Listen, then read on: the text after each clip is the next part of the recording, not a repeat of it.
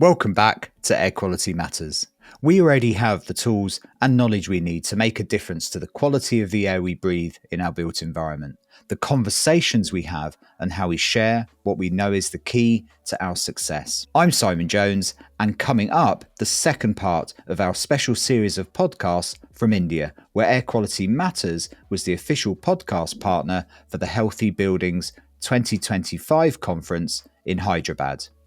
If you haven't heard part one, what are you doing here? Go on, off you go. We'll see you back here in a minute. If you have, let's get started. We are speaking with both the next generation of researchers here from the region and industry as well. It's a fascinating window into what's at the forefront of science and what the next generation of scientists are focusing on, and the problems they are looking to solve. But also from industry, the businesses on the ground, innovating, solving problems and building the sector right now. Many of the challenges are the same. Many are different. What runs between them is a passion and drive to make a difference and share knowledge. The Healthy Buildings Conference, an ISIAC event, was a really special one, and I hope these conversations can bring to you a flavour of the dialogue that occurred there. I say at the beginning of these episodes, it's the conversations we have and how we share what we know is the key to our success. And this, I believe, extends globally. To truly understand how to solve the problems we have, we need to understand the full spectrum of challenges and opportunities that are in front of us. The perspectives on display here will feel familiar, but at the same time offer a fresh view. Don't forget to check out the sponsors in the show notes and at airqualitymatters.net. First up, we have the researchers. In this conversation, in order of appearance, we have Sachin Dhawan, Sandeep Budd, and Aprisia Murran.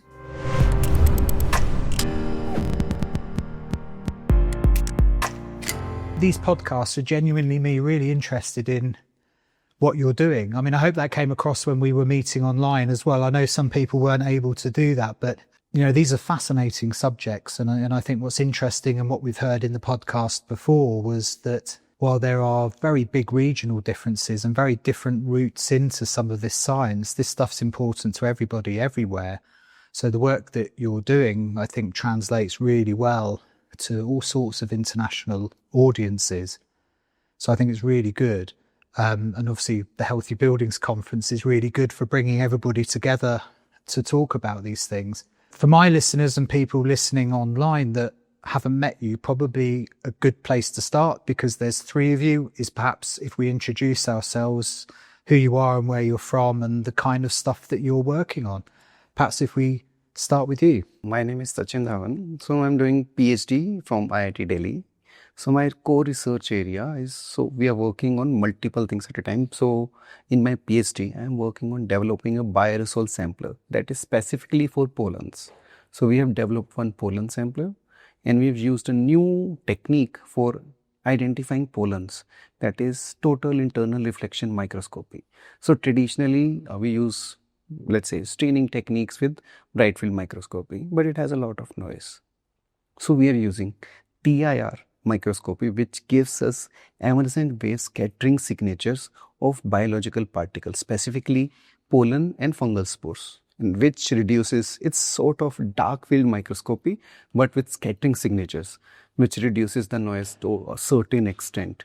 And then we'll be using computer vision models for automating the entire process of, let's say, identifying the pollen particles, counting the pollen particles, and classifying the pollen particles, because in ambient air there is no single species of pollen.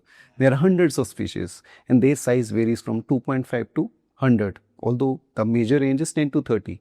But in between 10 to 30 there are multiple different particles. So it is very important to identify, because not each and every pollen is let's say harmful or the allergenic. So we have to identify also which is allergenic, and we have to keep a check on this. Yeah. And even the ones that are allergenic aren't allergenic to some people, and then they are for, my daughter is allergic at a very particular time of year. For grass, I will get a bit of a sniffle at the beginning of the year with tree pollen, but she isn't affected by that at all. So it's really funny. It's really interesting that even those allergenic pollens, some of them are going to impact you at different times of year. So, I react in summer to grass pollen, or my daughter does, sorry. I would get a little bit sniffly with tree pollen. So you're really looking at speciating this kind of thing. Yeah, that's that, because it is very important. So there's one part of it. Allergenic pollen cause allergy to people, but there are certain times when the concentration of pollens which are not allergenic is very high. They will also act as allergens. So we also need to, that's why we are classifying and enumerating both. It is important because if we are, let's say, Tilia, it's a very common species. But if the concentrations goes beyond a permissible limit, although there is no permissible limit, but if the concentration goes beyond a, let's say, acceptable limit, it will be very, very high. And it may cause discomfort. It may not cause allergenic reaction, but it will cause some discomfort to people. Yeah, let's come back to that, because that's a really interesting concept, this idea of limits and thresholds for pollen. I think is really interesting. Perhaps introduce yourself. I'm Dr. Sandeep Bude. I completed my PhD jointly from University of Alberta, Canada, and IIT Roorkee. And the topic on which I researched on since 2015, you can call it. Yeah, I tried to create a risk assessment methodology, a framework for settlements which are next to the industries. So basically, an industrial cluster has several industries. Group of industries are called a cluster. So I did my study for the case of Hyderabad, which is known as a pharma hub of Telangana, or a pharma hub of India, like where around 40% of the Indian pharmaceutical exports are done from this locality alone. So what exactly is happening is during late nights, these industries, they release pollutant into the atmosphere, say from around 2 a.m. in the morning to 4 a.m., which cannot be seen, which cannot be traced. So, no satellite or any other data source can trace the pollutant emission from these industries, which are directly landing in the neighborhoods next to it. So, industries were asked to release pollutant maybe during the late evenings, because that is when the lapse rate supports it for the pollutant release. And industries, like, they overproduce the pharmaceutical production, and then they release it during late nights. And during my master's in 2016, like I was calculating the livability scores for these settlements next to the industries, and I stayed there for 5 days. And for first 3 days, I got heavy fever, and then after a day, I lost my smell and taste. And then when I'm asking people, like, do they smell anything? They say no. Because that is when I came to know that, yes, something is affecting, which is neurotoxic. You eat a paracetamol a day in small quantity. After a few days, that won't act on your body. So then I thought, yes, like, this is where I need to research on. And I started on it, and I did a course in geomatics to solve the same. But like I said, no satellite data records during the late night hours. And then I tried to look it from the case perspective. So I did a degree in law on urban and environmental law from National Law University, Delhi. So where I submitted a thesis on around 79 cases where there is a conflict between the industry and the individual. So then I proceeded into my PhD, and here I am. So it sounds like you're really at kind of the interface between the impacts on ambient air quality of industrial releases and policing, really. It's like, how do you start to track and understand plumes that are coming from those areas into other spaces? That sounds fascinating. Yeah, we must come back to that. And yourself? Yeah, my name is Apricia. I'm from Indonesia, and my background is from architecture. I did my bachelor in architecture in Indonesia. Then I continue my master degree in Netherlands, in Tilburg. It's still the same architecture, but more specialized into engineering.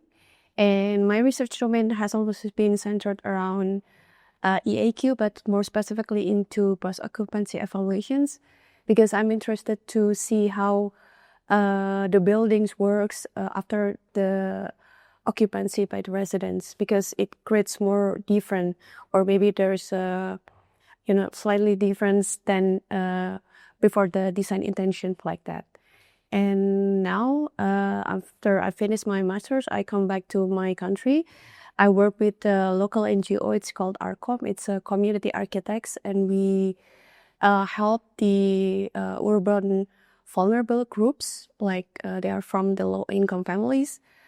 We investigated about the thermal comfort and also in relation to the climate change, like with the overheated buildings now, and we want to know what can retrofit strategies or maybe adaptation to the thermal comfort that can be done, especially for these vulnerable groups. Yeah. Really interesting. And I think it's fascinating. It was the same with the last group, actually, a mix of engineering and architecture perspectives on the built environment is so interesting and it's different but similar.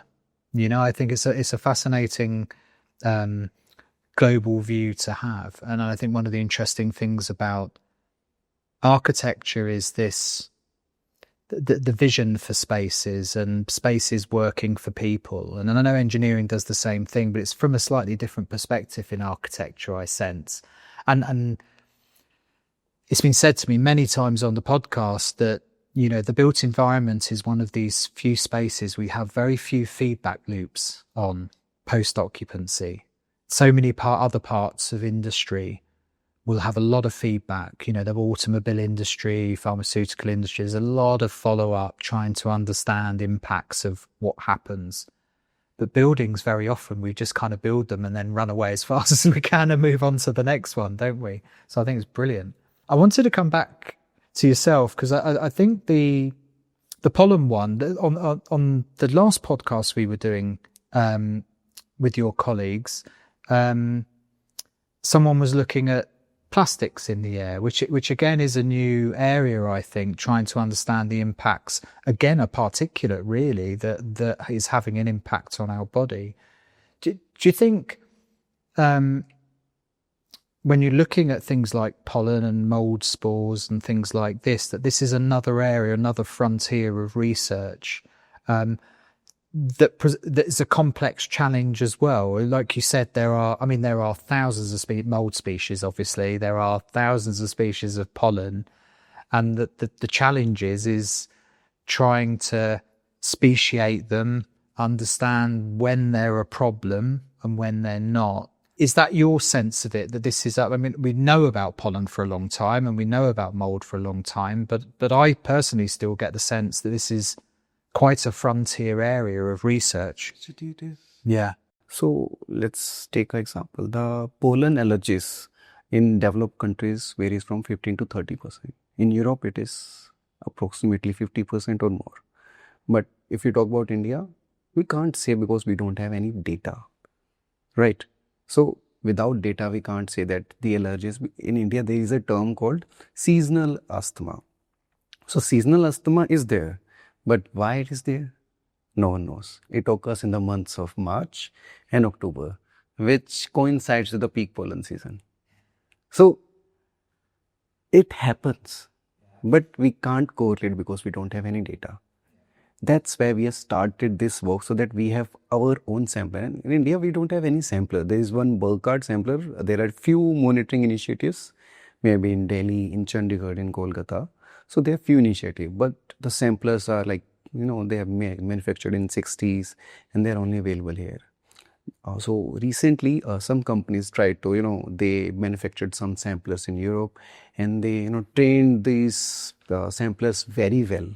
Like, they are capable of identifying different types of pollens. But the problem is the data is from Europe. And the Indian tropical conditions and European conditions are different. If the species are different, they are of no use to us, right? So we are trying to generate our own data so that we can generate our own data, we can train our own data, we could have more robust results, better and dependable results, which could be used for these kinds of, let's say, epidemiological studies or maybe correlation studies, just to have understanding of how these allergies are happening. Plus, this technique that we are integrating, it is capable of identifying fungal spores also. So the scattering signatures are different. But currently we are looking onto the pollen, but both things are existing. Yeah, maybe one releases innovation in another as well. And yet another example, isn't it, that we talk about stuff that floats in the air, the physical particulates rather than the gases, as if it's one thing, and a lot of particulate measurements, we're talking about the one thing. And I always get in trouble because I keep saying it's analogous to TVOCs, talking about particulate matter without talking about what it's made of is a bit like talking about total volatile organic compounds. It's virtually a useless number. And I think that's really interesting. But I think what's interesting about pollen and mold spores is that unlike some pollutants, where I think we accept there's no safe level of, heavy metals or something that's got a toxicological impact on the body, I don't think anybody thinks that a completely sterile environment is good for anybody. We've lived in our environment amongst pollen and mold spores for thousands and thousands of years, yet for some reason in the last 20 or 30 years, all of a sudden, as we were seeing the incidence of reactions and broad spectrum toxicological reactions to these things that have been around us our entire lives. So it's a fascinating area for me because it's an area where we can't even say what a healthy level is. We don't know where the baseline is. I think everybody accepts that you can't get rid of mold spores or pollen from the air, generally speaking. So what is a good level? In the microbiome, what does good look like and how do we know we're not good? For PM10, we do have standards, guidelines and everything. Yeah. For pollens, we don't, because it's a natural phenomena and it is vital for our environment also. See, pollens are responsible for reproduction in plants. Yeah. So their presence means a lot. But the problem arises due to rapid urbanization. And with rapid urbanization, we started, integrating green infrastructure. So the green infrastructure is using different varieties of maybe trees, herbs, shrubs, grasses. But they are not looking at in the perspective of which species may be allergenic. So we are trying to solve one problem of urbanization, climate change, pollutants, and so many things. Yeah. But we are creating another problem, which is causing allergic reactions to people. Yeah, I saw a report recently from New York about they've been planting the wrong species of trees that have actually been releasing terrible amounts of pollen into the local area, and people are reacting. Now, it's cooled the street, the urban cooling, it's been very good, but the unintended consequence has been... Actually, I remember reading a study from North America where they tried to, the North American cities, they constitute around 35 to 40% of the green area. So green area, it has mature trees, it has plants, it has saplings, grassland. So where they try to relate the asthma cases with the amount of age of the trees, like the number of mature trees and then the other trees, and then they did a relative good comparison, and then they tried to tell, okay, this species is the one which is causing this. So in order to counteract it, what kind of species need to be planted in the next plan of 2030 or 2040? So these are the kind of plans cities are coming with in the West. I think even India needs something of this sort, where things need to be looked at a city lens, at a city scale. So yeah, really interesting. And it's fascinating. There's so much potential just from a technological perspective, being able to speciate, measure and monitor so that we can have a picture that we can react to, as opposed to reacting at a public health level, going, hang on a minute, why is everybody asthmatic? seasonally is a bit after the fact. It's not preventative medicine at that point. See, there is one more thing. Pollen, only there are very few people understanding what these pollen grains are causing. See, most people are still focused, especially in India, on PM 2.5 and PM 10 because this is the major problem, especially in cities like Delhi, Bangalore, or maybe Mumbai also. So, focus is still on PM 2.5 and PM 10. But as soon as we move forward, we try to solve the problem of PM 2.5. This problem of pollen is getting bigger. Yeah. So, it is still underlooked because there are very few researchers who have been working on this problem, especially in India. We don't have any data. So, we need to work in tandem. PM 2.5 is there, it's our first and foremost priority. But this is also important. And let's say PM 10. PM 10 doesn't mean it is only, soot particles or maybe mineral dust. It has pollen and fungal spores also. I think that's a great window into the fact that, this stuff's not as simple as it looks. Yes, it's not as simple. Putting simple numbers on things doesn't speak to half the picture.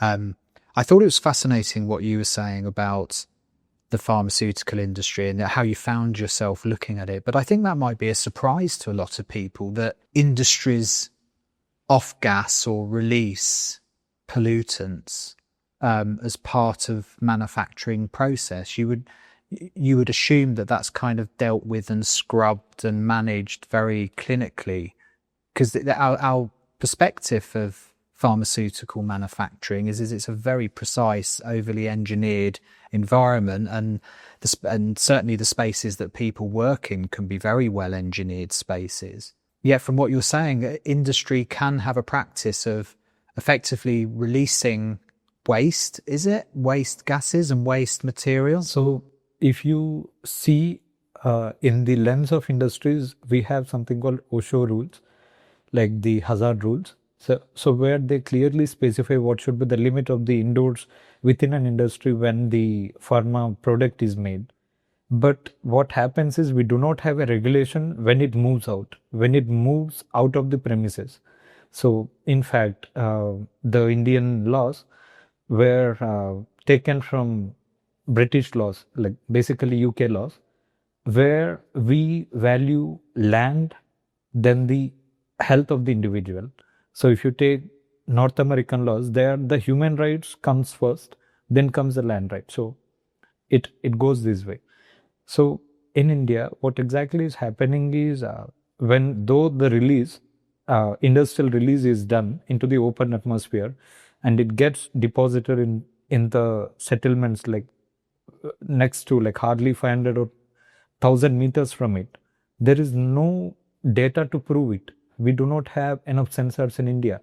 We have hardly 380 outdoor sensors, out of which like maybe 170 sensors, they record the data continuously. So there is so much data gap, and because of this, though you try to file a complaint or file a case, we do not have enough proof to, produce. But it's there, it's happening. I'm guessing the kind of things that they're releasing are very specific. So broad spectrum ambient air quality monitors are not picking this stuff up.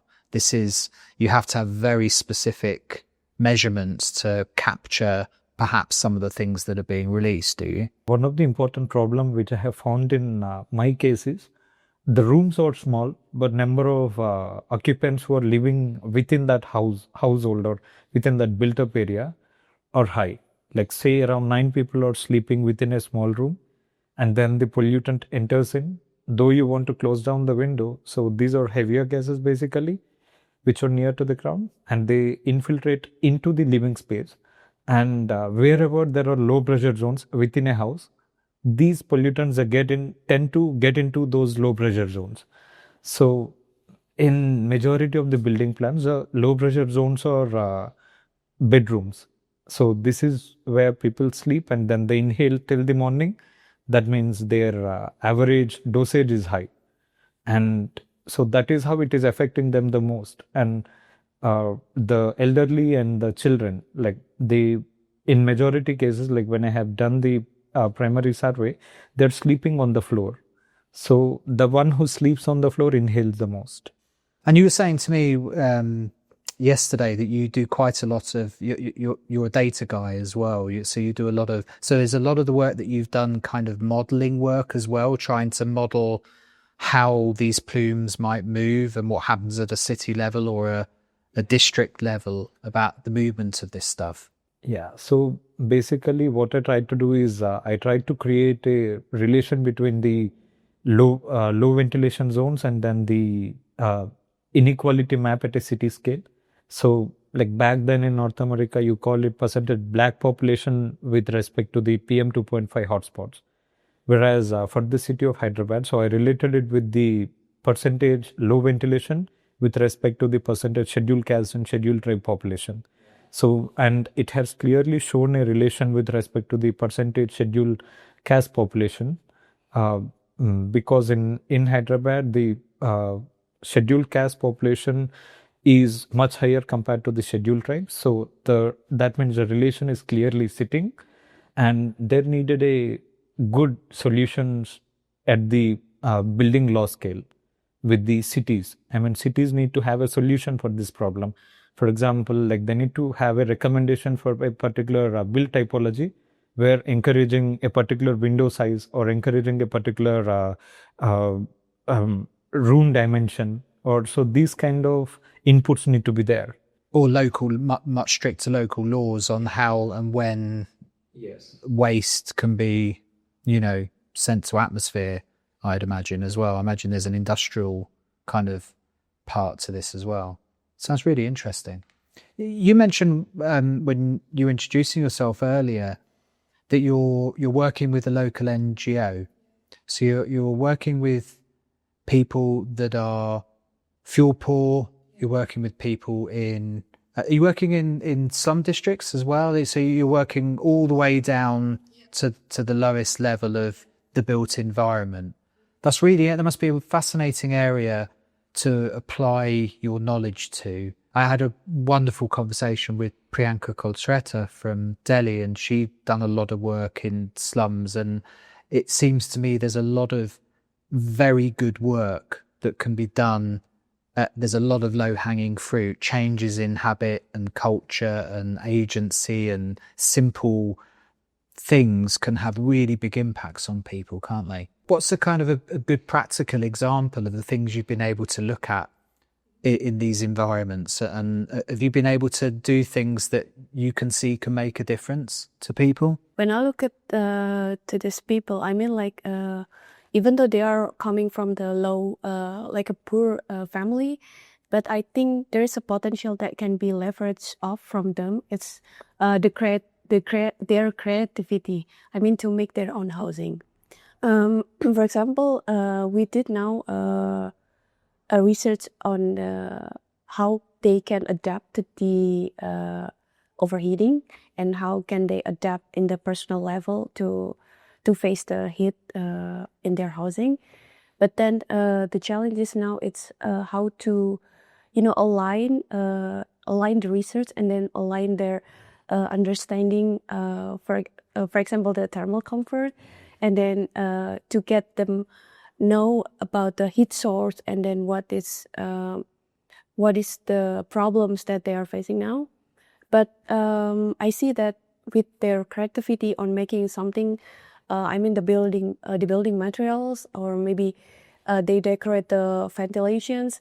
I think it's the good start for them to retrofit the buildings, because when we work with this kind of financial conditions, we cannot do much with them, because the problems is they are informal residents.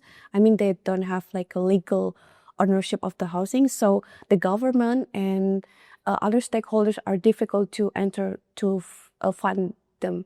So the potential is only themselves. So we try to leverage their creativity, but also the collective actions to just gather their potential, and then making advocacy to the government to help them. Yeah. I think their creativity and the collective actions that really helps to facing this kind of challenges. Do you know what I find fascinating about that is how powerful that is everywhere. You know, it doesn't matter what part of the world you talk to people, there's this disconnect between the built environment and people's agency to have an impact on their own outcomes. So whether you're talking about where I live, where we have very cold, damp winters, and lots of people live in very terrible conditions, moldy, damp, cold conditions that kill people. And a lot of the work and a lot of the challenge is trying to find ways to creatively engage with people to help them understand what they can do. Not in a way that's preachy or not in a way that's trying to teach them building physics, but in a way that gets them to care enough. Because that's the other thing, and I imagine this is so true for you. People have battles to fight every day, and ventilation probably isn't at the top of the list, right? It's feeding kids and getting enough money for fuel, and there are many things that people are trying to do day to day. So how you stitch in how you control your built environment into that space is a real challenge. And that I think is an area where there can be huge international cooperation, is learning what resonates at different levels with people to act in a certain way, behave in a certain way, interact with their built environment in a certain way to manage the situation, you know, overheating, thermal cut. How do they creatively manage solar shading, that kind of thing, you know? And that, you know, this is not a problem that's just for the global south. You know, we've got buildings that have been very poorly designed and built in the global north that are now overheating and killing people. But there's never been the culture of managing overheating. So there's this whole new dialogue and language and interaction that's got to be created to teach people to how to manage heat in their home, you know? Really, really fascinating. One of the things I wanted to ask you all is the kind of the how did you get here question. I think we've got a good understanding of kind of the last few years of the kind of research you've been doing. But how did you kind of find yourself in engineering and environmental science and architecture looking at these kind of things? Was it siblings doing the same? Was it just an area you found yourself good at school? Was there something that you found interesting in the space that could kind of led you along a path? How did it work for you? My family is a traditional business class family. So my brothers, they're both a business person. So I'm the only one who have moved into the field of engineering, then into the master's, then I went into the PhD. So my bachelor's is in biotechnology and my master's is environmental engineering. So the problem I'm working on, it is an integration of both, because these pollen particles, you need some understanding of what are the plant cells, the do's and don'ts, and understanding of the intricate features of plant cell, how to understand what you're looking at it. Yeah. Right. Environmental engineering alone is not sufficient. So my two educations are combined into my current PhD problem. Plus, after completing my master, the first job I went to, it was in a medical institute where they tried to understand the impact of pollen on people suffering from asthma and COPD. Plus, they have having all the, how air pollution also come into the impact. So it was very, interesting kind of work that I did. Because earlier that we were just working on, measuring the particulate matter, CO, etc., and seeing what is the indoor air quality, what is the outdoor air quality, but looking in a different perspective, how these levels are impacting certain patients. So in that particular project, we had patients from a particular area. So we measured the pollens. So we see how, the people who have been living in these areas are impacted by pollens. Yeah. And as a researcher, you've just got this fundamental desire to problem solve. You're going, I've got these two discipline skills. I'm trying to measure pollen. This isn't as easy as it should be. We need a thing for that. Yeah. Or a process for that. I know what I'm going to research is that. Yeah. So the story didn't start here on PhD. So after I worked on multiple projects of source apportionment, we developed one PM2.5 sensor also in between. So during the part of development of PM2.5 sensor, which is not a traditional light scattering base. So we worked on a bright field imaging based sensors. So our motive was so that we can actually see what is in the air. PM2.5 is 100 microgram per meter cube. Everyone understands, okay, it's the concentration. But what it actually means. So we started with that. We captured the particles onto a sampling media. We imaged them. We got the concentration plus the shape of the particles plus size distribution. The shape actually plays a very big role because the geographical origin particles, they are of irregular shape. The combustion particles, they are generally circular or cylindrical. The secondary aerosol particles, they are like square particles. So my interest, went one stage higher. So I had understanding of pollens. Now I have understanding of microscopy. I had basic understanding of my engineering discipline. So we went on to, my supervisor said, we need to make one pollen sampler because this is an emerging problem.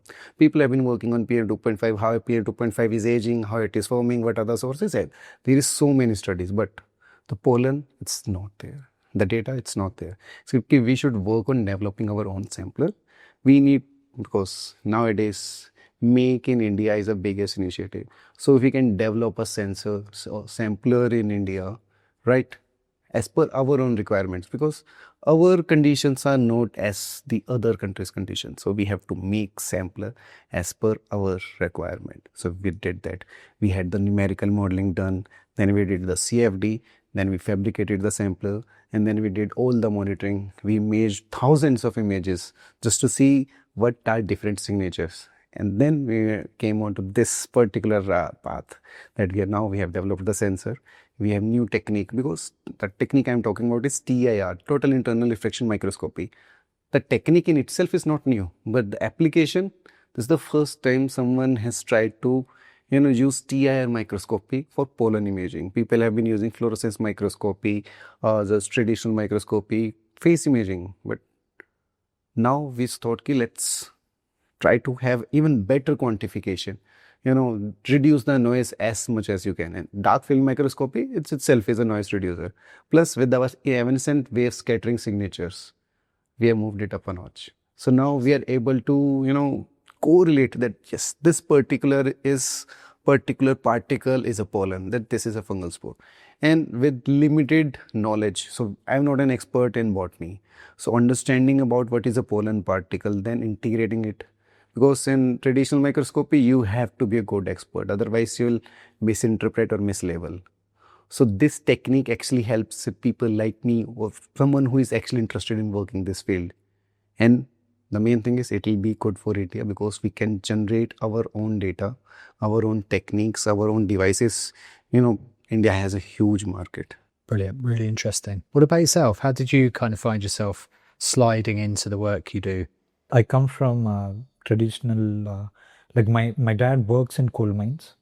So the northern part of Telangana, the state in which we are in, and the Jharkhand, all this belt, like it is a coal belt. So where majority of the people, they work in coal mines, the underground mines. People go like 3 to 4 kilometers down and then they work. And every day, like right from so like say when I know that when people get exposed to smoke or the while working, so they get exposed to this coal. So, and my dad used to cough during late nights. So the whole night he used to cough, and once he's out from his work location, whenever he used to work his wash his legs or hands, I used to see a black suit, washing by. So then I thought, okay, so something on the body is this much. So how much did he inhale, or like what about his sports? And earlier, like in Singarini, Singarini is the company like which does the production and all. So they used to give jaggery. The jaggery, it's a jaggery from the sugarcane juice. So why they used to give that is when you eat jaggery, so it basically when it has it adds all that soot which was in your pores, and then it cleans your throat or the internal organ. So that is what it believed to be. And then fast forward, like then I have done my bachelor's in civil engineering from Hyderabad, and then once I got into masters, then I went to the pharmaceutical area. And when I know that okay, people are telling that they don't smell anything when I ask, but when I measure, the value clearly shows a hike. So that interested me, and then I started doing multiple degrees into it. And then in my PhD, so Professor Sandeep Agarwal from University of Alberta. So basically, he's a human rights researcher. So when I said that people living in low-lying areas next to the industrial area, so this is what affecting them the most. So he immediately picked it up, and he said, like, let's do it. And yeah, and we are able to prove that issue. We published that work, and that work, in fact, it was published in Times of India in the main page. And yeah, that means my work was circulated to around, say, at least 60 to 80 crore population of India. So I'm happy to has impact. be Yeah. there. Yeah. So I mean, the impact was proven, and currently, like, I'm trying to build a ML algorithm where the moment you enter the dimension of the site area or your site area, it will be in a position to tell you how much should be the volume of the building in order to reduce the risk from these industrial pollutant. Like, what should be the volume of the building, what should be the sizable opening of the windows and doors. So that algorithm is going to tell you like the standard pattern to reduce the impact. So Yeah. I'm trying to work at the ML and building by law application. So I mean, it might be a tough or impossible question to ask, but it seems to me that that's trying to find engineering problems to a source control problem. Do you see what I mean? That is the answer for those kind of things not in the source, rather than how big a hole should be in someone's home to stop something coming in that probably shouldn't be there anyway.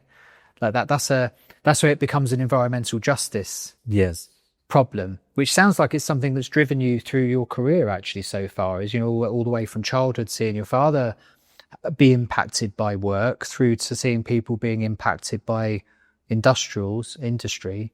That seems like a really interesting driver for your work that has impact as well, I'd imagine. And like one of the interesting findings through my research is when I tried to do I have created a digital twin for a 1 square kilometer neighborhood, and when I did the analysis, it clearly showed that the house plans, though they may look big, the one room setups, they are less exposed to the pollutant concentration because there is single wash away.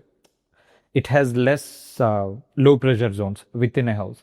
Whereas when you have a big house, divide it into small walls like toilets, and then small rooms, like too many small rooms. So this is creating too many low pressure zones within a house.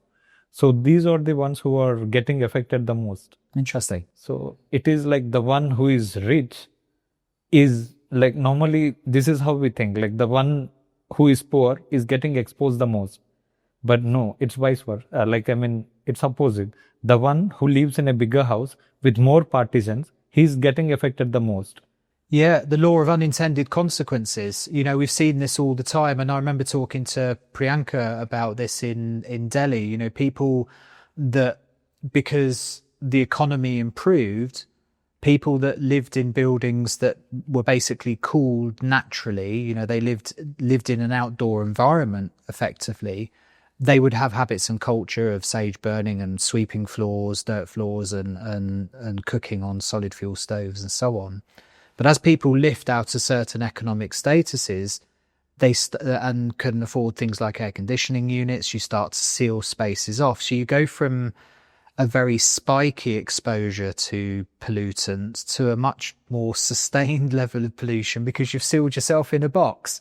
because you're trying to keep the air conditioning on. So there are unintended consequences to everything, aren't they? People that think they're safe have unintentionally built a home that have got negative pressure zones in that are now pulling pollutants in from outside. And one of the interesting thing is when I inquired them, what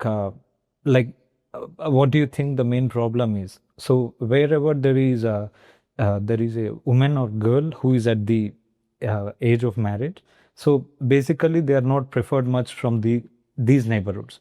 The reason is either they are having the early period like PDS dates, because indirectly these pollutants, it is affecting them. It is affecting their their next birth.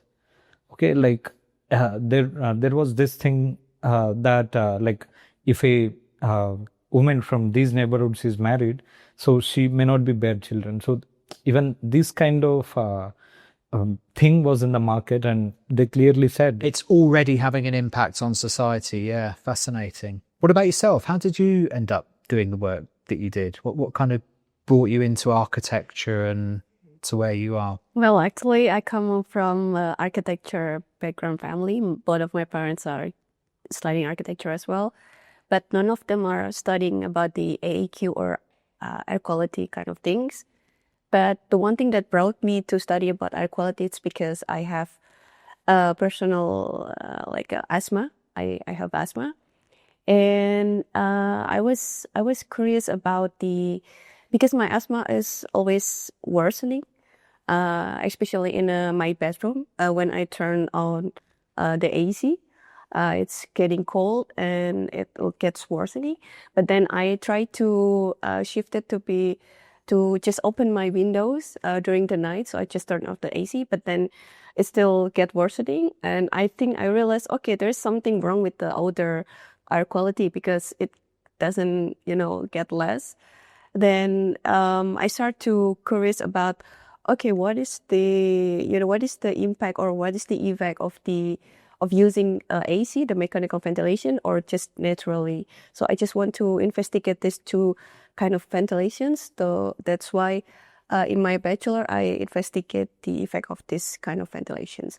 But then when I moved to the Netherlands, surprisingly, in the 2 years of studying, my asthma doesn't, get surface. It's healthy. I don't have to take my medications, because if I compare to back in my home country, like almost every month I have to take my medication or just getting once hospitalized to my asthma. So yeah, that's why the critical issue that I want to study more about the air quality. And also I realized that because I have an asthma, it makes me more sensitive to the spaces, to the dust and something. So when I enter building or specific rooms, I can, okay, this room is damp or drought, or maybe there are a lot of dust. So I think it's giving me another perspective of seeing rooms and the quality of the rooms. And if we're linking back to your topics about the safe baseline, I think it's also difficult to define because, for example, with the sensitive groups with asthma, I think it's very difficult to define, okay, which zone or which room is safer for me, because it will be different to another person's, right? It's personalized and individualized. Yeah, that's really interesting. And I think it's always interesting research driven by personal experience as well. And even though you come from a technical family of architects, you even still had to go on a personal journey of going, well, is it better on or off, or what's the right, is it windows open, windows such, so you realize that this isn't a unique journey, that it doesn't matter whether you're working with people in lower economic groups or in people in normal houses.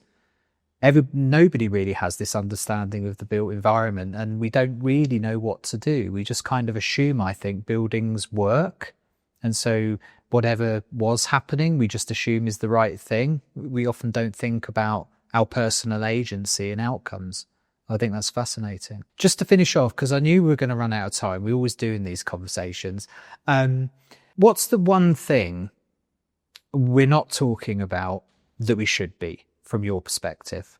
So whether that's at conferences like this, whether that's out in the field where you're working or whether that's in the community and the people and families that you live with. From your perspective, what's the subject we're not paying enough attention to that we should be focusing on more? I think there are multiple subjects.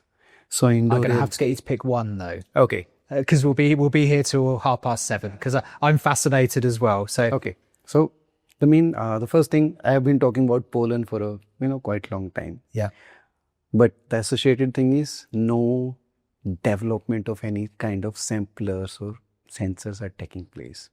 So no one is interested in manufacturing or developing. We have been getting it from different countries, using it in India. But I think we should focus more on developing in India, so that we have our indigenous sensors and samplers which are capable of working in Indian conditions, because our conditions are different. There are high changes in temperature, relative humidity. There are different seasons. The concentrations are considerably high.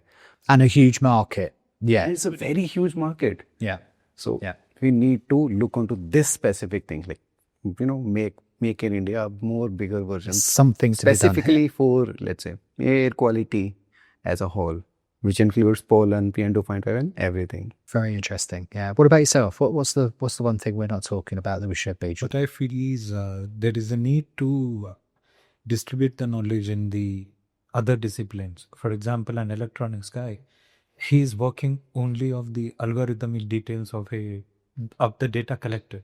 So he's more into tuning the algorithm of that specific device.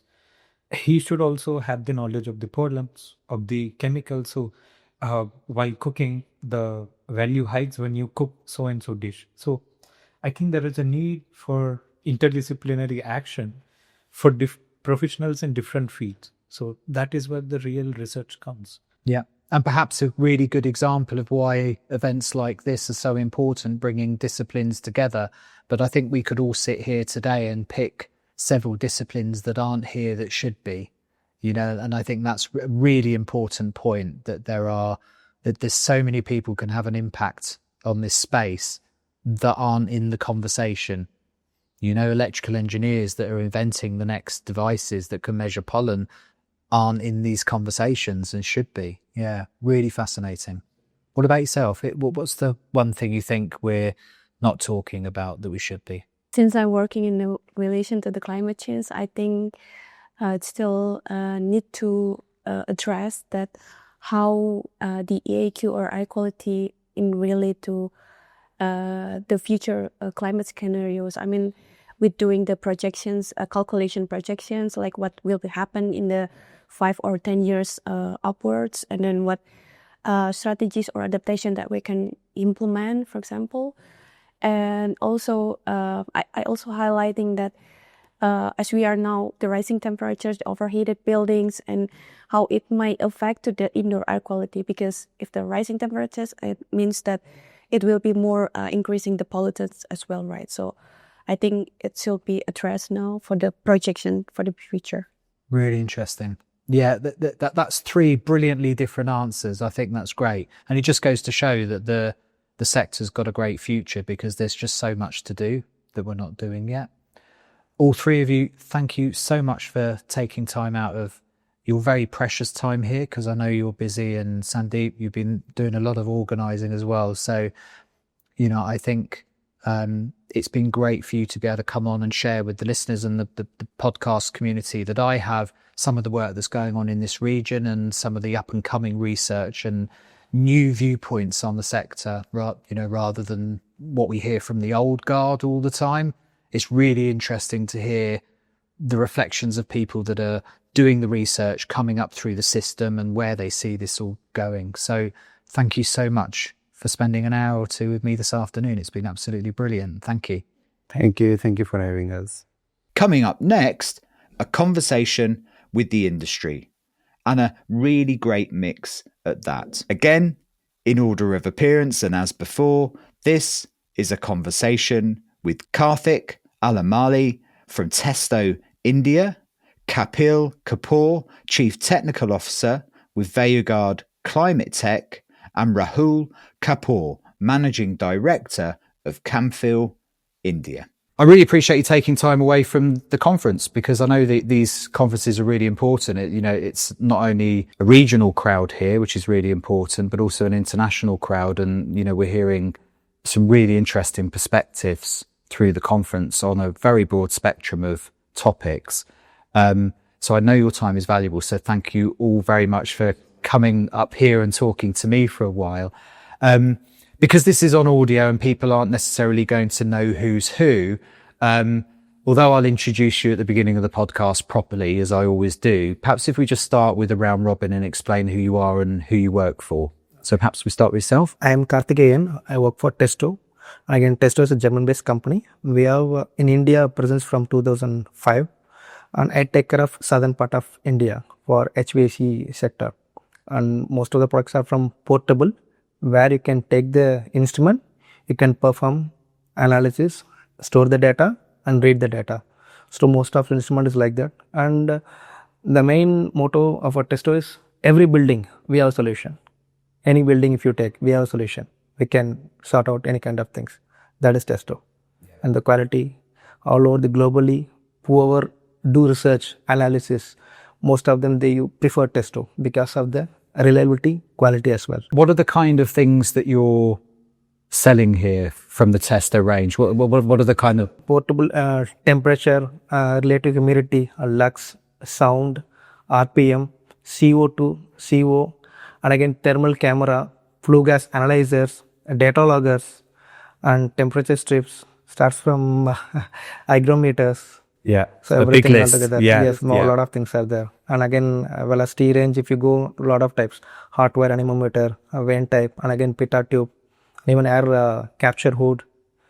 We have a lot of things, everything. And I think for the listeners that from a global audience, Testo is one of the recognized names in monitoring and measuring. Yeah. Generally, if you say globally, we are number one in HVAC. Yeah. HVAC. And again, in pharmaceutical industries and as well as food. We have a lot of food related products also, where you can measure the quality of the oil, that is called TPM, total polar material. That also we have a solution. And again, especially for food industry, food thermometers we do. And it's not about industry. That's why I say, repeat the thing. Testo, every building we have a solution. Any building, if you go pharma, we have a solution. If you go to power, we have a solution. If you go to green building, we have a solution. We have a product. So that is how Testo works. Thank you. Yourself? Thank you so much, Siman.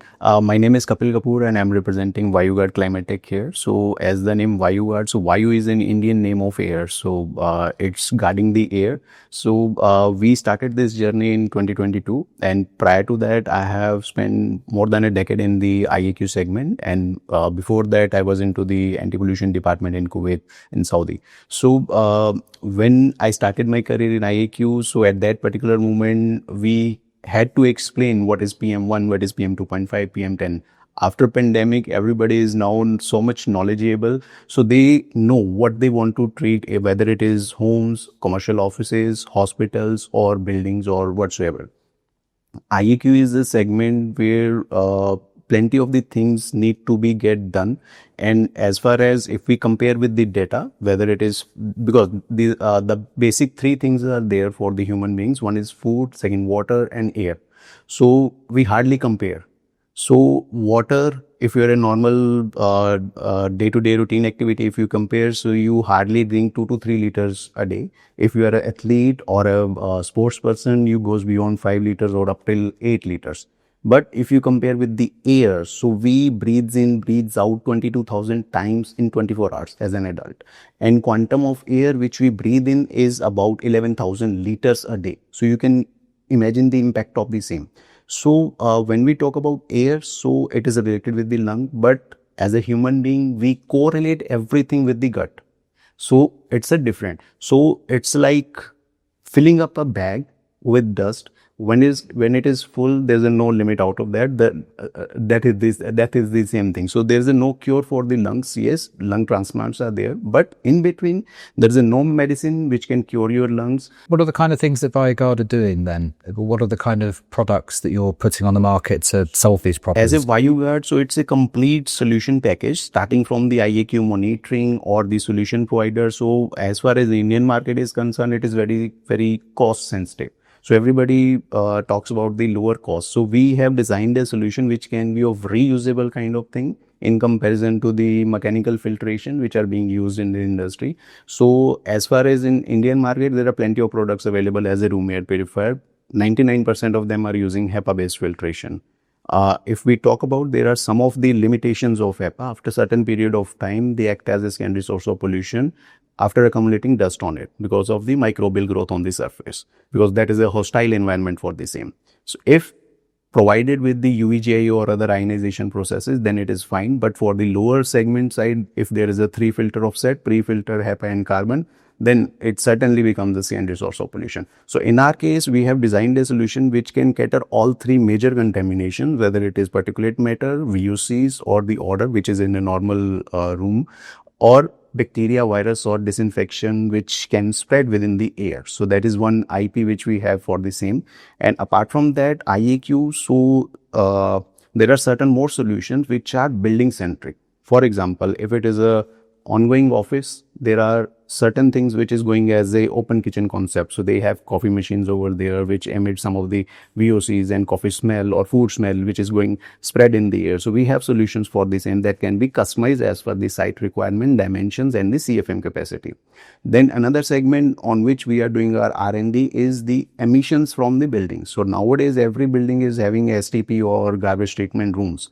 So while passing through the basement or entering into the basement, there are foul smells. You can't breathe in over there. So you can't even stand for even a single minute. So those are the emissions which are thrown to the atmosphere without treating them, without measuring them. Though in European countries, there are policies, but India is just following those 4 steps. So it is going to be sooner, it will be there. So you're offering basically a range of practical solutions to try and address some of these challenges. We are designing it in the IIT Delhi as well, because the VayuGuard is a startup and incubated at IIT Delhi.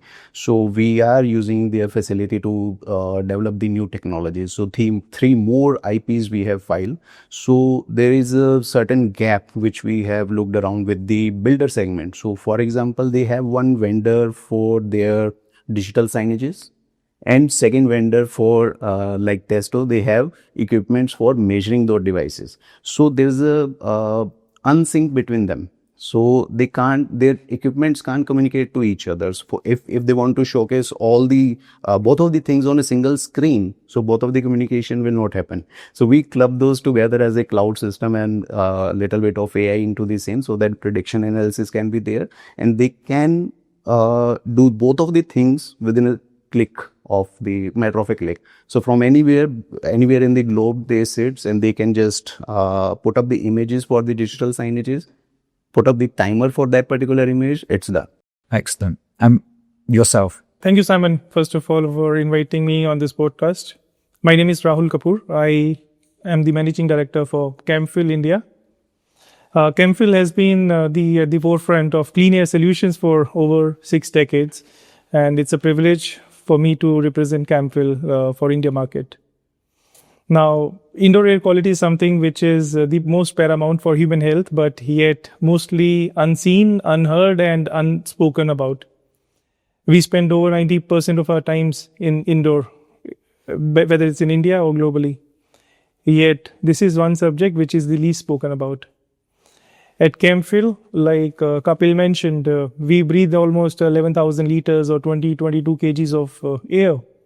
So when we drink water or when we eat food, if there's a contamination, we can decide that, okay, and we decide to buy an alternative. But we can't sustain without breathing for over a minute or 2, I mean, if you're an athlete. So imagine the quality of air, what we breathe in every now, is so much important for humans' health. And at ChemFill, we offer solutions to our customers all across the paradigm, 360 degrees.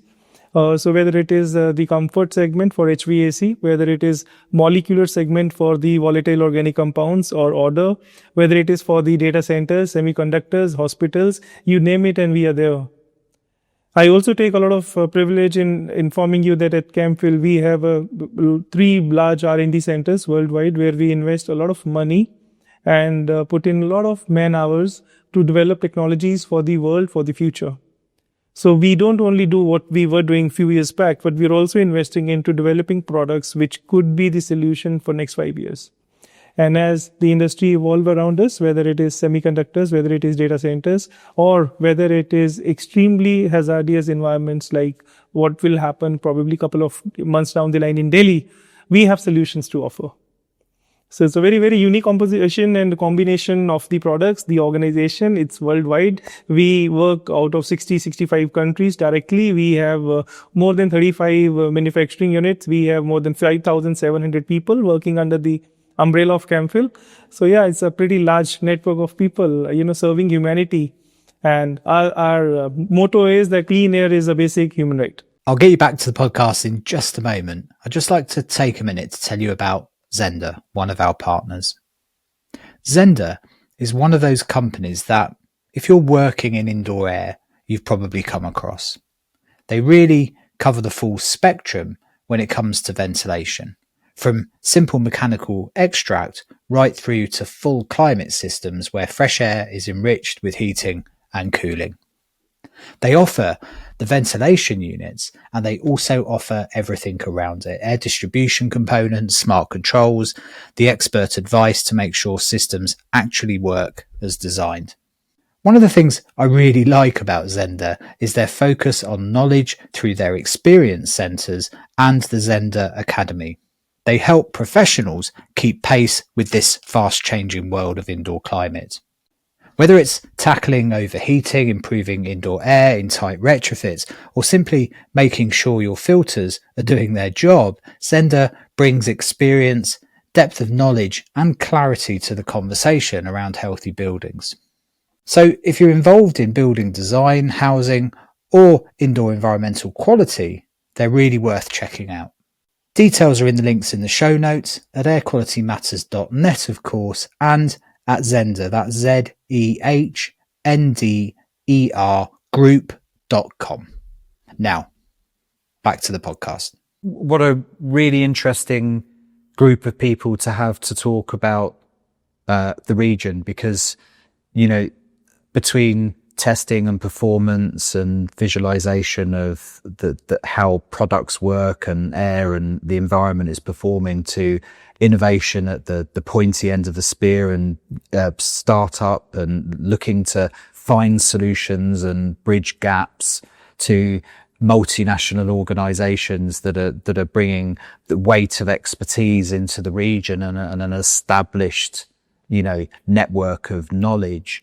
I think it's a great perspective to have from the region. So thanks very much for coming in. I thought what would be interesting, as we did with the previous group, was to ask a question about what's not being talked about in this region that should be. What I like about that question is it particularly from three such unique perspectives, but all the same in the same breath.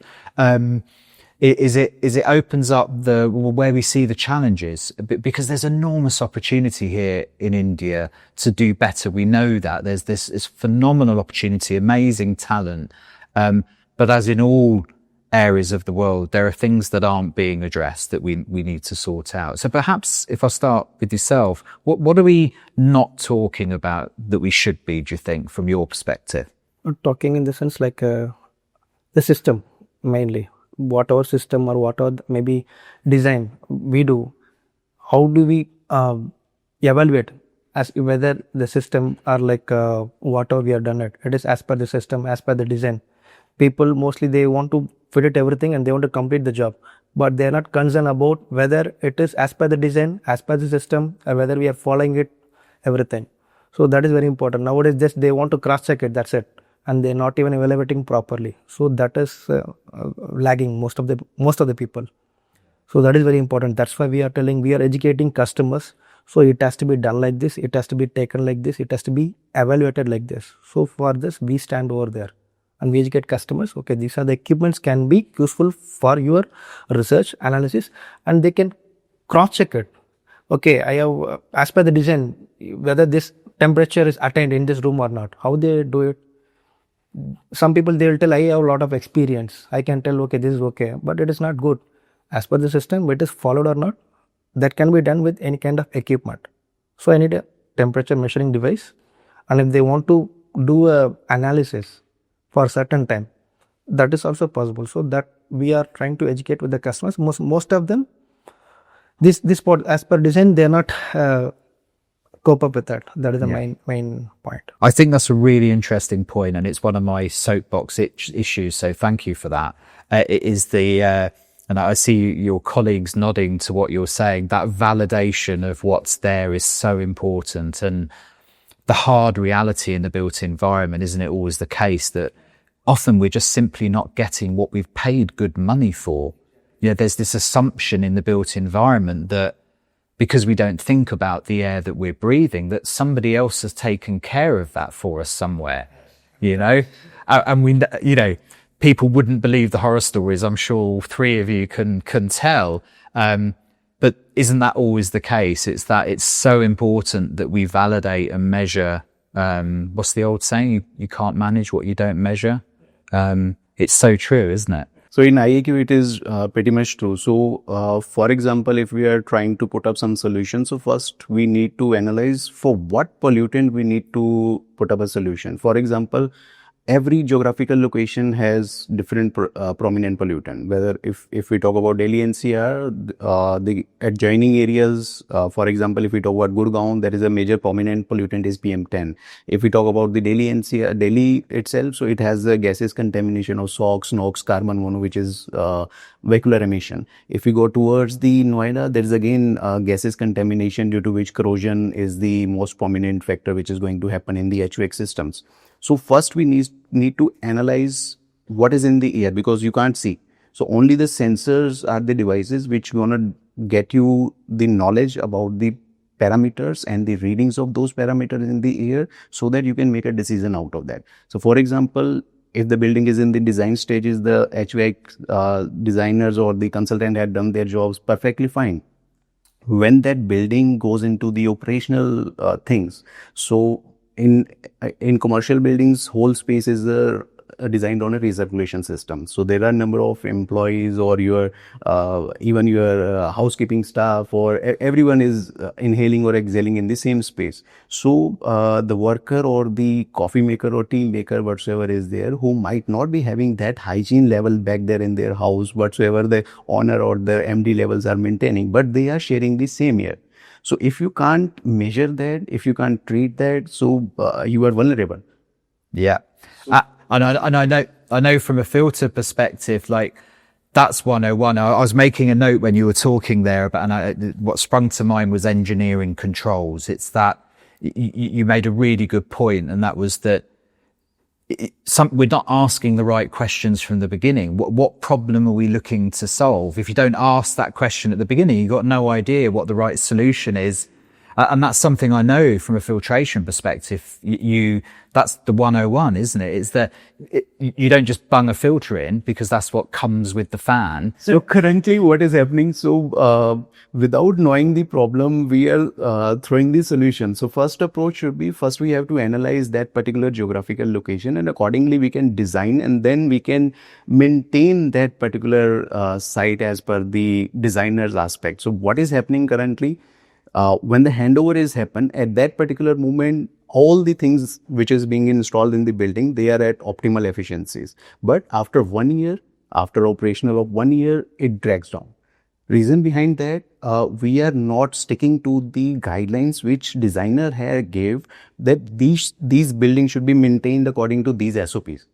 So standard operating procedures. So they are not following that. If they are not following that, then obviously efficiency is going to drop them, whether it is filtration, whether it is HVAC system, or the energy consumption. So they are definitely going down. So I don't know if you're answering your own question, but the question to you is the same. What are we not talking about in the region that we should be, do you think? Okay, so first thing is monitoring. Second one is the filtration, which is at the utmost priority. So the filtration design should be as per the building's requirement, because for example, if commercial spaces which are normally designed at a 10 to 12 air changes per hour, so those should be maintained, and the filtration whatsoever is being installed in the building if you have air quality monitoring, it should not be the hourly basis or the intermittent type that third party comes in and he or she will, or they will do the air quality analysis, the report will be there. It should not be like that. It should be continuous monitoring 24/7, so that you can have data, and according to that data you can decide when is the time to clean the filters or replace the filters. So that should be the thing which should be followed for the maintenance perspective, because ultimately if you are not cleaning the filter, they will be getting choked. One is the worst IAQ levels inside the premises. Second one is the higher consumption on the HVAC system, because if the filters are clean, lesser resistance of the air will be there. So the optimum efficiency will be maintained in the... I can see your colleague nodding furiously to what you're saying there, because I'd say he's in total agreement. He would also agree with me. So in any case, whether it is conventional filtration or the electronic filtration, it is the same. Maintenance is the utmost priority. And that, and that's a really interesting theme, isn't it? That operational performance of ventilation systems, this run to failure mentality that we often have in spaces, where we only do something when it starts rattling or making a noise or dripping on your head. And we've all seen the state of some of the filters that get pulled out of places, that there's this operational performance that both validation has a part to play in, but also this has to be part of the DNA of the management of spaces, that this stuff's important. And I was having this conversation the other day with somebody, when you're in a big office and someone comes around in the middle of the workday and they're testing the fire alarm system, and that's important work, right? And that they're proud to do their job. It's important for life safety and so on. When was the last time we saw a ventilation specialist coming around in the middle of the day, making sure that the flow rates were still correct and the dampers were in the right position and the filters were in good performance? That should be a career for somebody, and the fact that it isn't says a lot about the industry, doesn't it? Yeah, sure. So I'll add here, Simon. I guess so. When we look at India as a country, so you'll have to look at India as different cities or states, pulled together under one umbrella of republic. Now, as we look at the tier 1 towns, the one where we're sitting today, Hyderabad, which has a relatively better air quality than Delhi, for example, things have started changing. We have had a lot of government intervention, which has been done over last 5 years since COVID breakdown, and we are today seeing the results of it. So we started building called as smart buildings, which are now being converted into healthy buildings.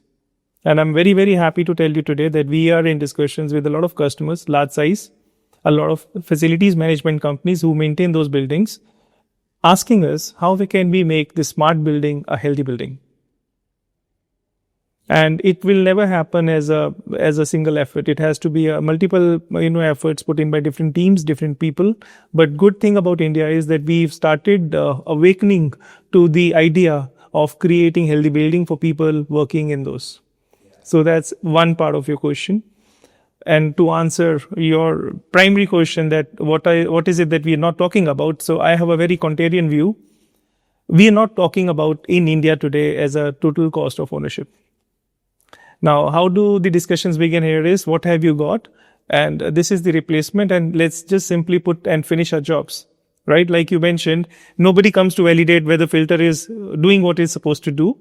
And even I'll go one step forward, even to see that what filter has been installed as a first cut is the right one or not. So what we do generally is, once the facility is built, the maintenance fellow will see what filter is installed. He will simply raise the RFQ for that. Somebody would come, issue a filter, replacement filter. But we're not talking in India today at all about the total cost of ownership. How a filter company can help you reduce that. Now, there are two ways of looking at it. One way is to look at a specific segment, a specific customer, specific geography, and develop something which is very much in line with their expectation. And second thing is to do it in a mass scale, which organization like us is capable of and has been successfully delivering. So what we have very successfully executed in Europe, USA, in parts of Asia Pacific, and now in India is, we have started speaking about total cost of ownership. We speak about life cycle cost of a filter. So we tell our customers, do not look at a filter as a low cost product. of 100% cost of a life cycle, filter cost is only 15% of it, but 80% of that cost comes from the energy. And every kilowatt of power saved is cost saved and carbon emission saved in an environment. So we have to look at the total cost of ownership.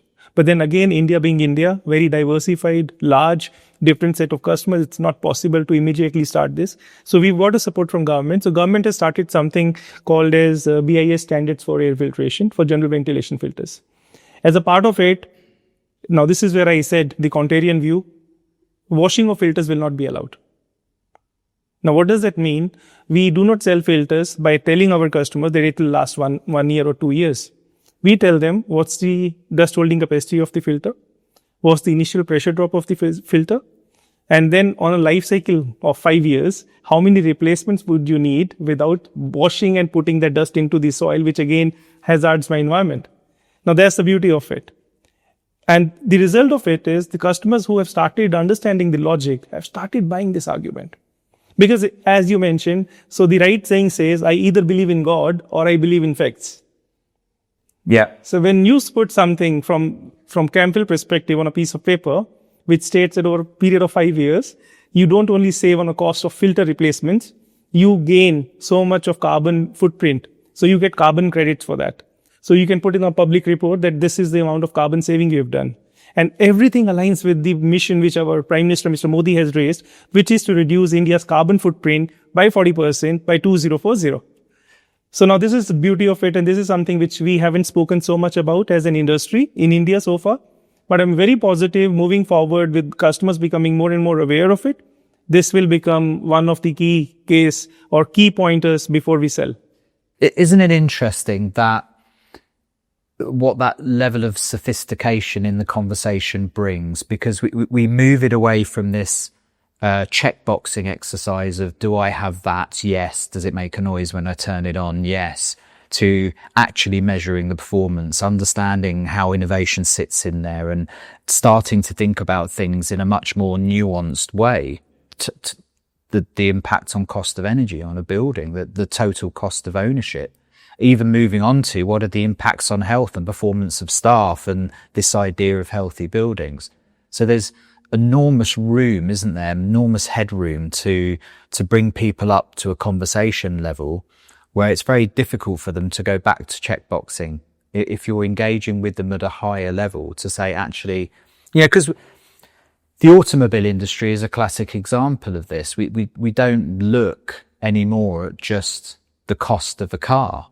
We're making very sophisticated judgments on its depreciation over time, its cost of maintenance, its, what kind of schedules it needs for performance. The car is telling you when it needs an oil change, not because of the mileage, but because of the viscosity of the oil in the engine. We expect a lot from an asset that costs a fraction of the assets of the built environment.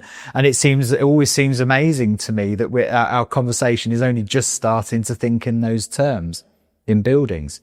One of the things you mentioned, and I think it'd be an interesting one for all three of you to reflect on, is the regional differences in India, because it's very much like the United States in some way, that from state to state to state, and here it seems to me every stone's throw is almost a completely different type of culture and food and way of doing things and approach. So is that one of the challenges in building a national conversation about something, or even a broader regional conversation about something? It is the localization in India, that the fact that it's almost state to state. Does that present challenges for you as industry? No, I would say for filters as a whole thing, no, it is not, because at the end of the day, we may be different states, but as I mentioned, tied under the umbrella of Republic of India, and most of us are spread across the nation. For example, Camphil today operates out of 15 cities in India. And we have our customers who are in Hyderabad, but they have their offices in Mumbai, they have in Delhi, they have in Bangalore, they have in Pune or other cities. So it's actually not. We are very, very unified when it comes to buying patterns, when it comes to taking the new technology interventions. We are very, very collective. And India, surprisingly, Simon, in a positive manner, has a lot of global footprint as well. Yeah. So we pick up absolutely. ideas, global ideas as well. We may implement them later, but yeah, we pick up those ideas sooner than later. So you have an advantage of your scale where you have Absolutely. people in each region. Is that different? Do you two have a different perspective as being from one location trying to grow in to India? Does it present challenges when you can't have a salesperson in every, or probably an office in every city? You know, that you have to find ways of doing business and demonstrating use cases. I mean, I had one conversation with somebody yesterday about the fact that even if you create a pilot or a demonstration project in one area, people want to see a pilot in this area. You know, there's that kind of and that's not unique to India, I should say. That happens all over the world. People want to see something local to them that they can get some trust in. So for example, we have already one demonstration site at IIT Delhi, so where we showcase them that what is the outside parameters and what is the parameters at the entering level of that filtration. So wherever we have put our filtration. So whatsoever IAQ parameters before entering towards the filter, and what are the after, and what are the inside the premises, because when the air going through the filters, getting filtered and then going to the space, there are certain other infiltration points where it is getting mixed. So whatsoever clean air is coming from the HVAC system, it is going to be mixed in that particular chamber, and there might be door openings, there might be vacuum might have done in the morning. So if we see the trend of the parameters in the morning, 10 to 12 2 hours of time period, the IEQ levels are slightly higher in comparison to the normal 12 to 4 p.m. because in the morning the cleaning activities has happened and some of the contaminations are still in the air, which need to be treated by recirculation of the filtrations. So second thing is the devices which we have designed, those are communicatable devices. So for example, whatsoever is currently going in the filtration, it will be shown in the terms of numbers. So for example, if we talk about PM 2.5, PM 10, PM 1 efficacy level, VOC level, so this is being shown at the screens that what are the entering levels and what are the clean air levels. And after that, whatsoever is going in the energy side for the HVAC system, because nowadays every HVAC system is having VFDs. So our devices have a very low static. So we have defined a certain limits. For example, if the filter goes beyond this particular static, the alarm or soft notifications will go to the client in the term of the right time is to clean the filters. If not, that this much of the energy loss will happen.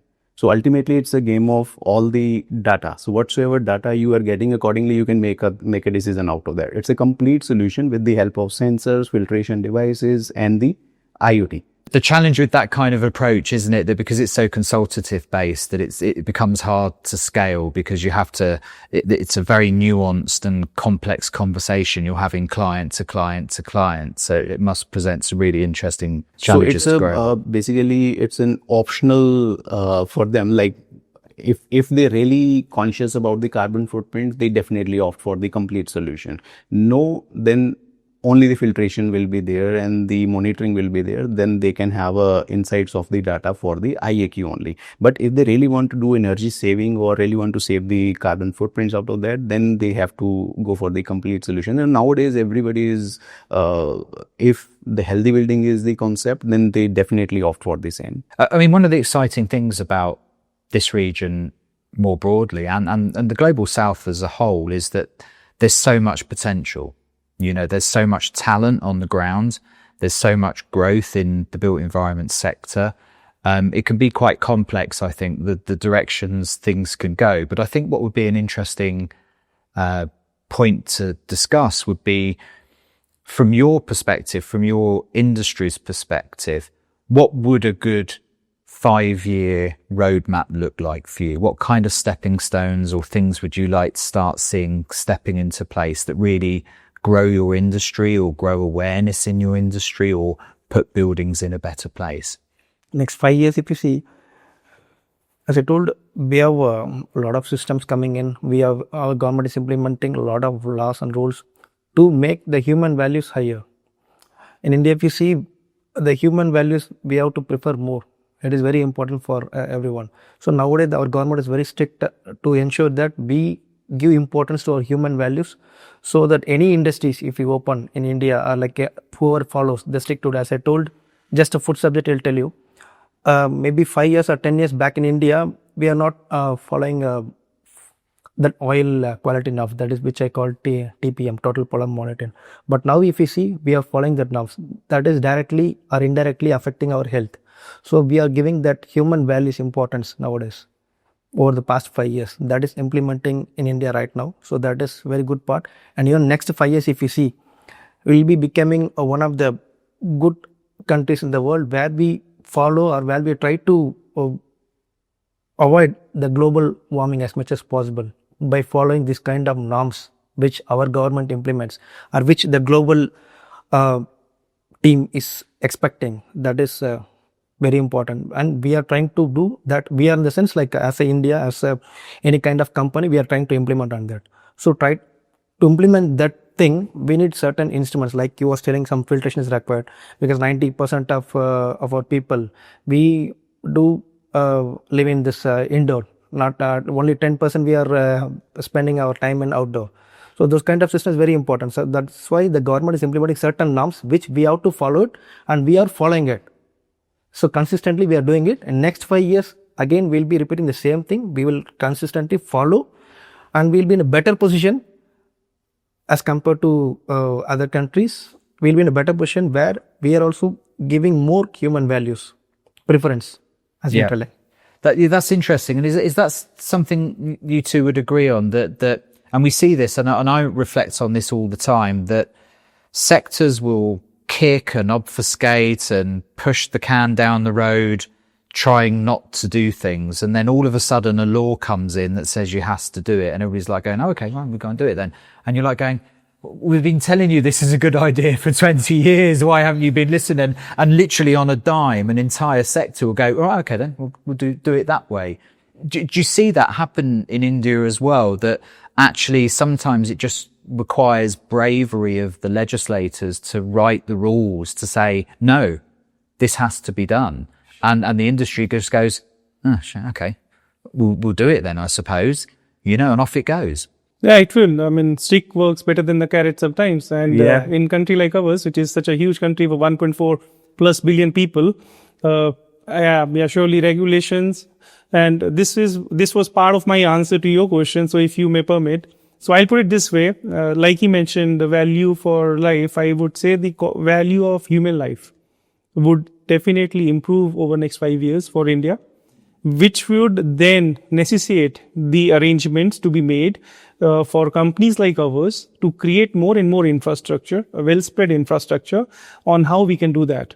So we'll have to have equipments for better particle size 2.5, particle size 10 monitoring, as well as to solution to eradicate that for even households. So right now, how I would answer your question is, in next 5 years for India, regulatory affairs is going to become one of the most stringent aspects of how we design buildings, how we offer solutions. So organizations will have to pay the price of it if it is not, just like it happened in Indian domestic electronics segment, where all our refrigerators, all our washing machines, even this LED light is labeled today, whether it's 3-star or a 4-star or a 5-star. So consumer knows what he's buying. So it will happen in the filters. So you'll have a very, very strong regulatory affair mechanism, which would then help consumer know what he's buying, which would then help companies like us to invest more and more in building on infrastructure, which is for the future and which is not cost sensitive, but which is solution sensitive. Another thing which would improve over next 5 years is that as India's disposable income improve even further, people will become more aware of what they want and how they want to live. So it would be very different from how we live today. Like I live in Delhi NCR, one of the most polluted cities in the world today. Before I joined this organization, I spent 20 years working for 2 large HVAC companies in India. But I was not aware of how PM 2.5 and PM 10 could affect my health or my family's health. So imagine somebody who spent 20 years plus working for 2 largest Indian HVAC companies did not know about this. So awareness will go up. Probably it will become an academia subject in the schools. So kids would be taught while they grow up what's the importance of the good air, indoor air quality. We have seen multiple cases, Simon, of both influential and non-influential people dying of sudden heart attack in India. So the cardiovascular issues are growing. Yeah. Now, there is no proven case as in today that it is because of the indoor air quality, but I would not shy to say that it has to be to do something to do with that. So he's very true. So currently in the past 2.5 years after the pandemic, we have seen the deaths of just early 40s, 35 years old, some of the pretty much influential persons as well, just because of the cardiac arrest. So if we talk about particularly Delhi NCR or the other polluted cities which are in India, so it is correlated with the air pollution as well, because the tiniest particle which can't filter out by your lungs, it directly goes and flows in your bloodstreams, and then these are the culprits which makes the clogs out of that. Yeah. Because in the bloodstream you can't filter out. Once it enters into your bloodstream, you can't filter it out. Only filtration system is your lungs, and the tiniest 0.3 micron or lower than that, it's passed through those particular things and then it is mixed in your bloodstream. And we now know that air pollution is multi-systemic, its ability to affect every organ of the body. There isn't a system of your body that isn't influenced by the quality of the air you breathe. So from early onset dementia and Alzheimer's through cardiovascular disease to liver disease, cancers, lymphatic issues, you name it, birth weights, endocrine system disruption, it just goes on. Had a student on yesterday talking about microplastics in the air. We haven't even started addressing that one yet. So this stuff goes on and on and on. It's a horror show, right? So this stuff really matters. When you dig down deep for the air, it is particularly a horror show when you get to know the insights of the same, because it's a very vast field. Once you enter into it, you just left all other things and just focus on the same, that how we can reduce it, how we can treat it, and for example for the next 5 years. So we need to think out of the box, and all the like for example authorities or the builders or the solution maker, they have to be on the same page if they really want to reduce the outdoor pollution, because the sources of outdoor pollutions are for example the emissions from the building, emissions from the vehicles, emissions from the industries, or some of the due to geographical conditions. So once we decide if we want to tackle the pollution at the sources from where it is getting emitted or where it is getting mixed into outdoor spaces, then only we can draw out at a solution. If we say, particularly in India, by installing smoke towers or bigger giant air purifiers, we can clean the air. It is not going to happen. Some of the failure cases are already there. You just need to focus on the emission points from where it is getting mixed to the atmosphere. For example, currently we are working on one of the aspect, building emissions.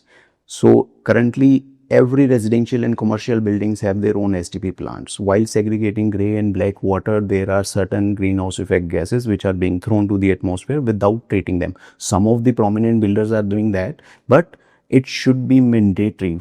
First step is monitoring and how much quantum they are throwing to the atmosphere, and there should be a stringent policy on the same. Currently, I'm sorry to say, it is not there in Indian market, or we are trying to get it done. We are in touch with the Delhi DPCC, Delhi Pollution Control Committee, as well as the Environmental Ministry, so that they should implement that particular thing. So every building should have their emission inventories with them, how much they are throwing to the atmosphere, whether it is in the form of greenhouse effect gases from either from the STP, ETPs, or from the garbage treatment plants, or from the gensets, whatsoever equipments are there, whosoever is polluting the outdoor pollution.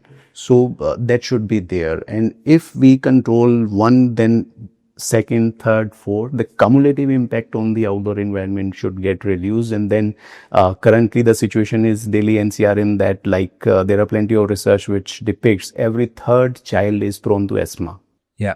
I think you had something to add as well, didn't you, when we were talking about this multi-systemic thing?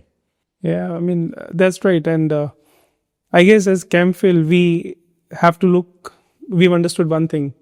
When we look at a pollution, 10 years back, we could only see the air. When we look 5 years ahead of the time, we have to look at the gases as well, because both air particles and the gases are equally harmful for human health. and not only for the kids, for elderly, for the environment. And the another study has proven now the better indoor air can improve the efficiency of people working by almost 11%. Now 11% in Indian-like environment, which is highly service sensitive. We offer services to the world.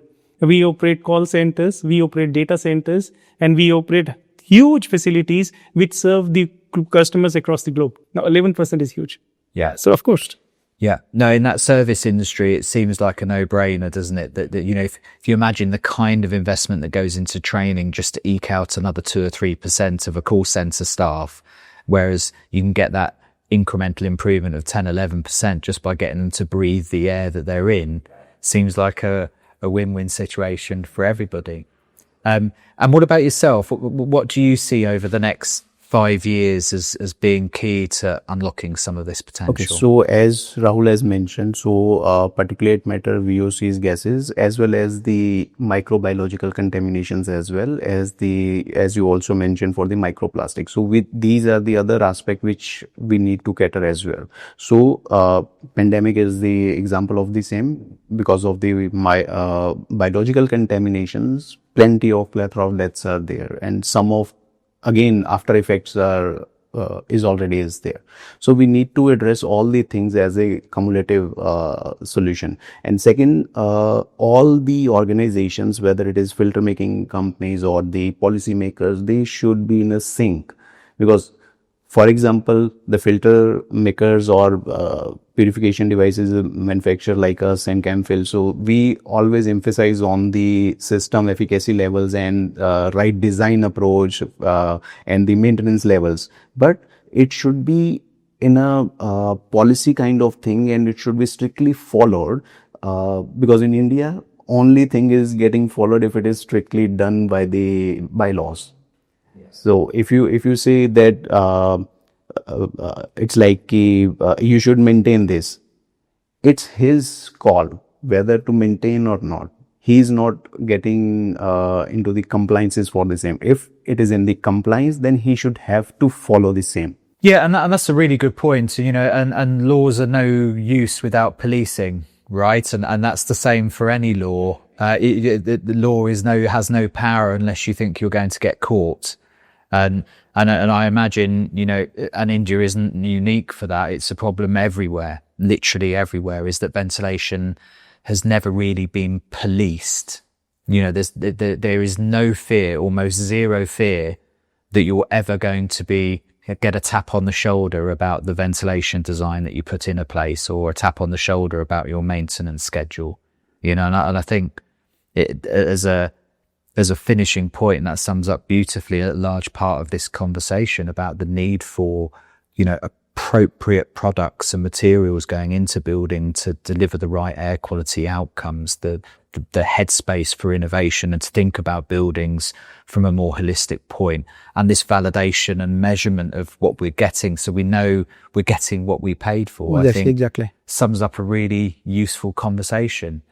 Gentlemen, thank you so much for your time this afternoon. It's been an absolute pleasure to meet and talk to you. Thank you, Simon. Thanks for listening. Before you go, can I ask a favour?